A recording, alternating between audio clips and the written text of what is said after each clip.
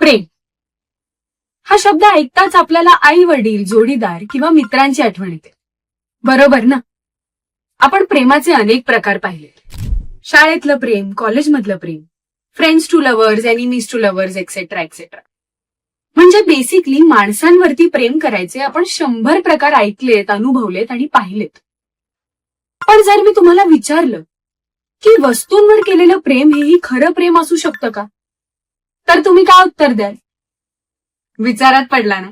नमस्कार मित्रांनो, मी मधुरा चोथवे आणि आज आपण एका अशाच शॉर्ट फिल्म बद्दल बोलणार आहोत ज्याने मल्याळम म्हणजे खरं तर भारतीय सिनेमात प्रेमाच्या संकल्पनेला एक नवीन अर्थ दिला.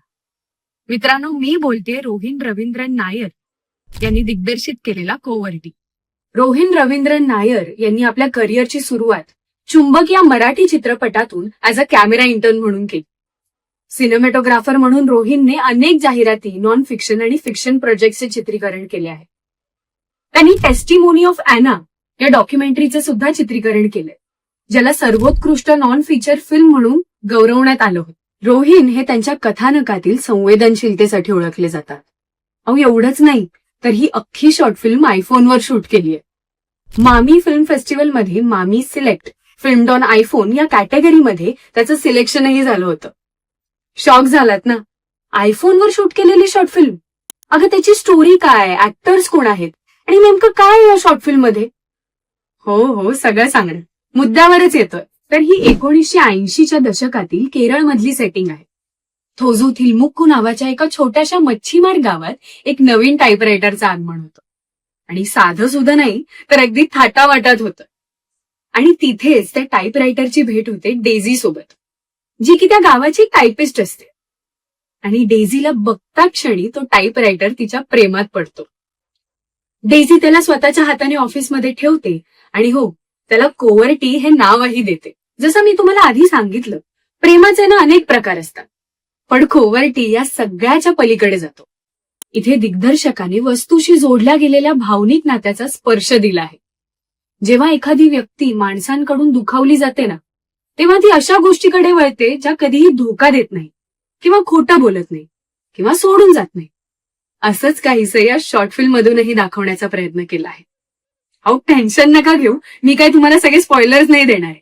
त्यासाठी तुम्हाला ही शॉर्ट फिल्म बघावी लागेल. एक गोष्ट या शॉर्ट फिल्म बद्दल आवर्जून बोलावी लागेल, ती म्हणजे या फिल्मची सिनेमॅटोग्राफी. स्वप्नील सोनावणे आणि सुनील बोरकर या दोघांनी केरळच्या बॅकवॉटर्सला असं कॅप्चर केलंय ना की आपल्याला वाटणारच नाही की ही फिल्म आयफोनवर शूट केली. अजून एक इंटरेस्टिंग गोष्ट ती म्हणजे या शॉर्ट फिल्म मध्ये केलेल्या पीओव्ही शॉट्सचा वापर. मुख्यतः टाईपरायटरचा दृष्टिकोन दाखवण्यासाठी या पीओव्ही शॉट्सचा वापर केला आहे.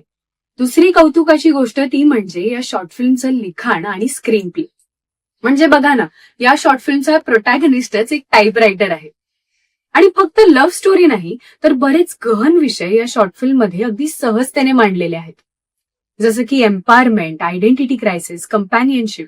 हे सगळंच जास्त डायलॉग्सचा वापर न करता फक्त व्हिज्युअल स्टोरी टेलिंगच्या द्वारे कन्वे केलंय. साऊंड डिझाईन बद्दल स्पेसिफिकली बोलायचं झालं तर शॉर्ट फिल्मच्या प्रत्येक कॅरेक्टर्सच्या प्रत्येक स्टेटला साजेसा असा साऊंडचा वापर केला आहे. आता आपण टेक्निकल गोष्टींबद्दल बोलतोच आहोत, तर या शॉर्ट फिल्म मधली एडिटिंग ही सुद्धा बरंच काही शिकवून जाते.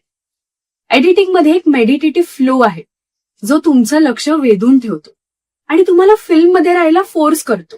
आजच्या या फास्ट पेस्ड युगात थोडं स्लो रिदमचं काही बघण्यात तुम्हालाही एक वेगळाच आनंद मिळेल.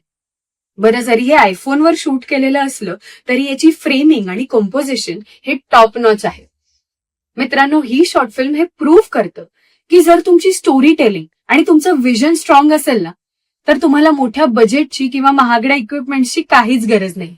ही शॉर्ट फिल्म आहे शांत क्रांतीबद्दल, त्या वस्तूंबद्दल ज्या आपल्या आठवणींपेक्षा जास्त काळ टिकतात. आणि सर्वात महत्वाचं, हे आपल्याला सांगतं की प्रेम हे कुठेही असू शकतं, कोणत्याही स्वरूपात.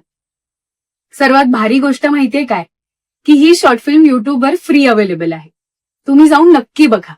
तुम्ही जर कोवर्टी ही शॉर्ट फिल्म आधीच बघितली असेल ना, तर आम्हाला कमेंट्समध्ये नक्की सांगा.